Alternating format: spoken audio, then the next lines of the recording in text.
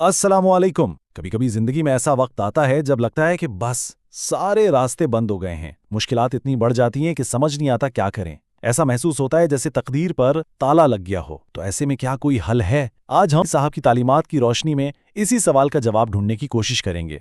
देखें, ये जो बात है ना कि सूरत शक्लें जितनी मर्जी हुसीन हों लेकिन हमेशा नसीबों की मोहताज होती हैं, ये हमारी पूरी गुफ्तगू का मरकज़ है। मतलब इंसान के पास कुछ भी हो लेकिन अगर नसीब साथ न दे तो सब बेकार है। ये इतनी गहरी बात है कि हमारे बड़े बूढ़े भी जब दुआ देते थे तो यही कहते थे कि अल्लाह अच्छा नसीब करे। तो ये नसीब का तसव्वुर बहुत अहम है। तो आइए पहले जरा मसले की जड़ तक चलते हैं। आखिर ये एहसास होता क्यों है कि जिंदगी जैसे रुक सी गई है, कि तकदीर पर जैसे ताला लग गया हो? ये एक ऐसी कैफियत है, यूं समझें कि इंसान एक बंद गली में खड़ा है जहां से वापसी का कोई रास्ता नहीं। हर तरफ से मायूसी के बादल छाए हुए हैं और उम्मीद की कोई किरण नजर नहीं आ रही होती। ये वो एहसास है जब लगता है कि बस सब कुछ खत्म हो गया। तो वो कौन सी मुश्किलात हैं जो इंसान को इस नहज पर ले आती हैं?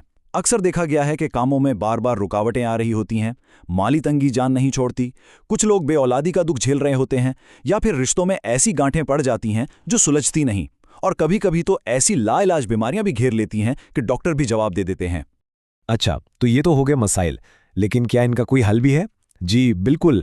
अब हम बात करेंगे इस हल की जो बताया गया है, यानी एक ऐसी खास दुआ जो इन तमाम गहरी परेशानियों के लिए है। इस दुआ का नाम समझने के लिए पहले इस लफ्ज़ निदबा को समझना बहुत ज़रूरी है। निदबा का मतलब है रोना, गिड़गिड़ाना, फरियाद करना। तो ये कोई आम दुआ नहीं है, ये दरअसल दिल की गहराइयों से निकली हुई एक पुकार है, एक आह है। और इसी फरियाद का नाम है दुआए नुदबा। इसे एक रूहानी हथियार के तौर पर समझें जो इन तमाम मुश्किलात के खिलाफ इस्तेमाल होता है जिनका हमने जिक्र किया। ये वो इल्तिजा है जो सीधी बारगाहे इलाही में पहुंचती है। ठीक है, तो दुआ का तो पता चल गया, लेकिन अहम सवाल यह है कि इसे पढ़ना कैसे है, इसका तरीका क्या है?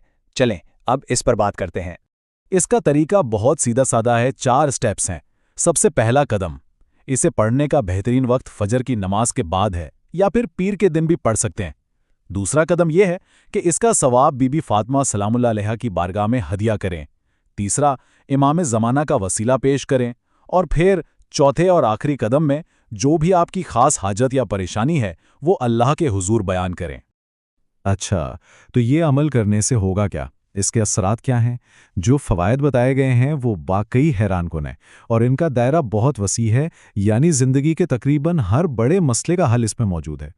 मसलन कहा जाता है कि इससे बेऔलादी का मसला हल होता है, माली तंगदस्ती दूर होती है, अगर रिश्ते टूट रहे हों तो वो जुड़ जाते हैं, यहाँ तक कि जो बीमारियां लाइलाज लगती हैं उनसे भी शिफा मिल सकती है।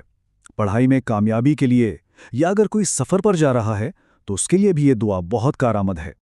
और एक बहुत ही खास तरीका भी बताया गया है, वो ये कि इस दुआ को पानी पर दम करके किसी बीमार को पिलाया जाए या फिर जो बच्चे स्कूल जाते हैं उन्हें दिया जाए। ये इस बात की तरफ इशारा है कि इस दुआ का फ़ायदा सिर्फ पढ़ने वाले तक महदूद नहीं रहता। अब आते हैं सबसे अमली बात पर कि ठीक है, ये सब तो समझ आ गया, लेकिन ये दुआ मिलेगी कहाँ से? ये बहुत आसानी से ऑनलाइन मिल जाती है। बस गूगल पर जाकर अंग्रेजी में NUDBA यानी नुदबा लिखकर सर्च करें। आपको इसकी PDF फाइल आराम से मिल जाएगी जिसे आप डाउनलोड करके पढ़ सकते हैं। तो ये सारी गुफ्तगू हमें एक बहुत बड़े सवाल के सामने ला खड़ा करती है। क्या वाकई ईमान में इतनी ताकत है कि वो बंद तकदीर के ताले खोल दे? क्या यकीन वो चाबी है जिससे किस्मत को बदला जा सकता है?